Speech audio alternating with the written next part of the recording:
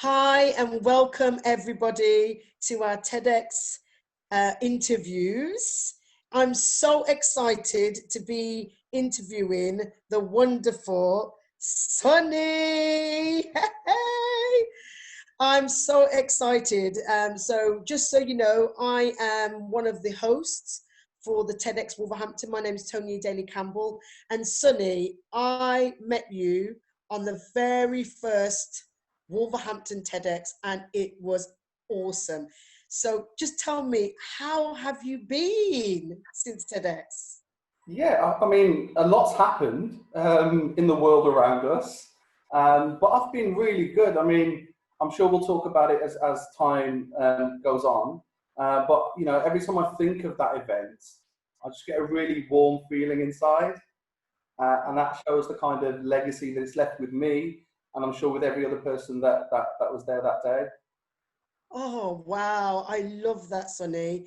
So just like what I wanted to know, first of all, is I'd love to know exactly how did TEDx Wolverhampton, how did it affect you in terms of what happened? What journey did you go on Mm. after experiencing TEDx Wolverhampton? Well, I'd say my journey really started as soon as I left the stage. Because literally as soon as I got off, I had all this adrenaline, you know, running through my body, and there were so many people that were just wanted to talk to me, to ask me questions, and really show an interest in the topic that I talked about.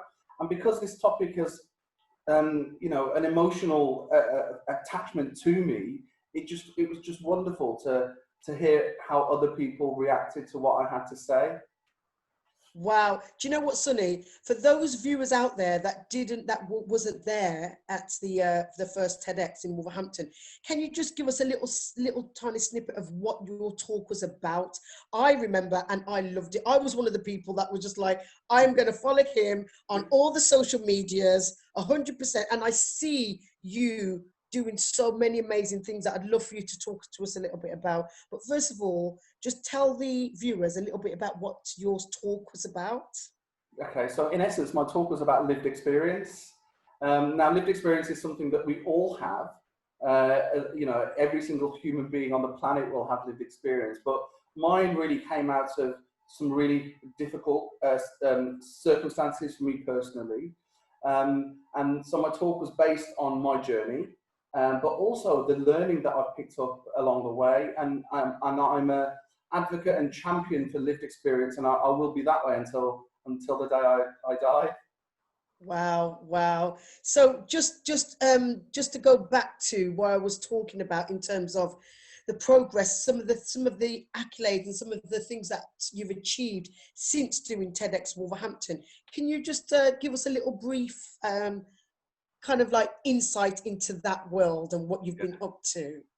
Of course, I mean, as soon as I gave that talk, I was transitioning in my life. So I was aiming to set up as a speaker, as a consultant. And what TEDx allowed me to do was to give me the perfect platform to springboard into this phase of my life. And to give you a flavour for some of the things that I've done since then, so I've gone on to help develop funding for other lived experience leaders with a national funder here in the UK.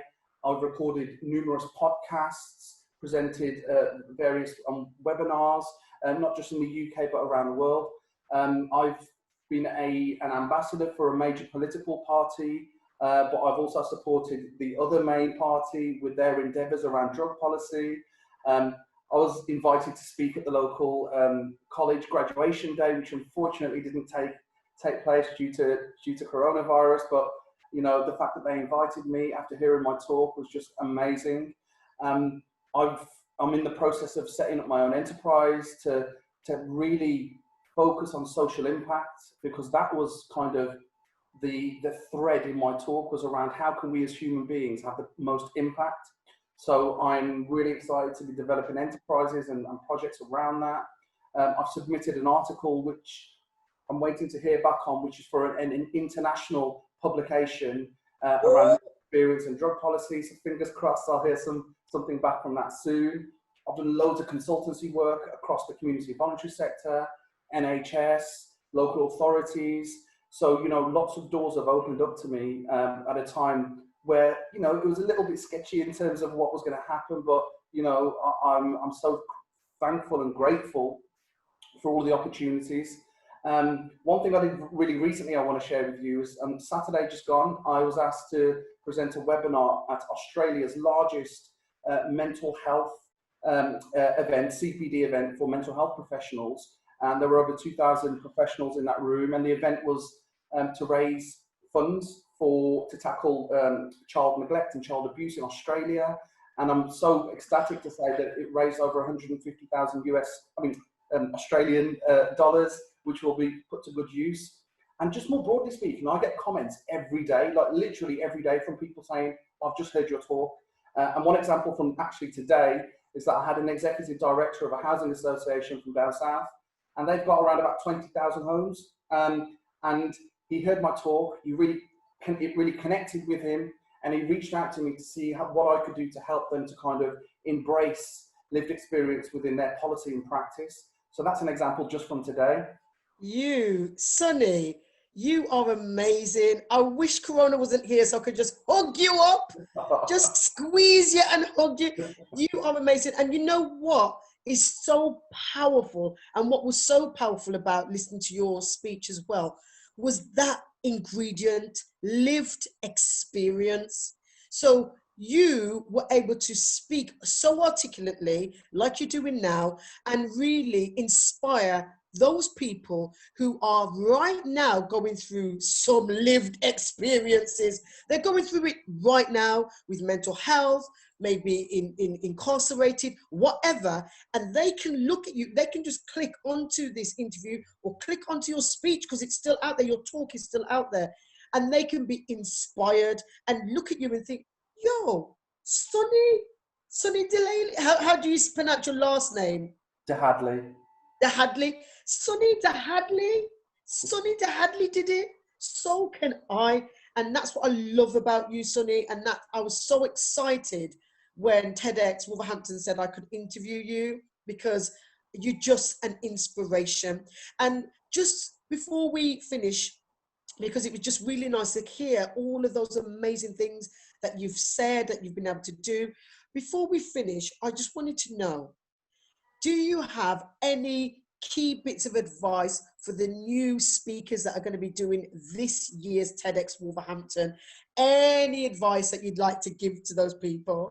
Yeah, I mean, my advice for them is, first of all, congratulations for being selected, because that's no easy task. But my advice, I think, would be the same that I give to anybody that's talking about something that they believe in or about, which is to speak from your heart. You know, really let your heart, you know, and message come through in a way that's compassionate, that has clarity, meaning and purpose. And I think as long as you do that, then, you know, you're giving yourself the best opportunity to give the best talk that you can. Of course, you need to practice, get it locked in your head, but don't be prescriptive about how you deliver it. You know, speak from your heart, use your emotions and your feelings, because that, for me, is what really kind of shines through. Sunny, I couldn't have put it better myself, because that's always been my piece of advice, actually, to all my young people when they're out there. That is so true, because being your authentic self means that we can connect in with you, with your reality, and we're buying into you as a person, hence why we love you so much. Oh my goodness. We really do. So, I mean, it's just been brilliant just to catch up with you. And how, just as a side thing, just wanted to know how we've been getting on, you know, with the whole changes of times with the coronavirus. You know, how have you been affected by that? Just a little side. I'm the people face to face. And before COVID, I was like traveling all over the UK, having cups of coffee with people, having lunch, talking, discussing things. And, you know, like many people, I've had to just switch everything online. It's not the same, but at least we're able to connect. So it hasn't had as much as an impact as I thought it would. And a lot of the work that I'm delivering, like many people who are working from home, is done remotely. So I've just finished a project in Sheffield, haven't set foot in Sheffield, but hopefully you know, I've been able to do something that will help the people of Sheffield as a result of me being involved with them. So I think we all have to just make the best of the situation that we're in. Amazing, Sunny. It's just been an absolute pleasure to talk with you and interview you. Honestly, I'm still following you on the socials, and I'll keep following you on the socials because I love to see whenever you're doing great things. You're a great person. Thank you so much for taking your time out for us at TEDx Wolverhampton today. Thank you. You're most welcome. You're welcome.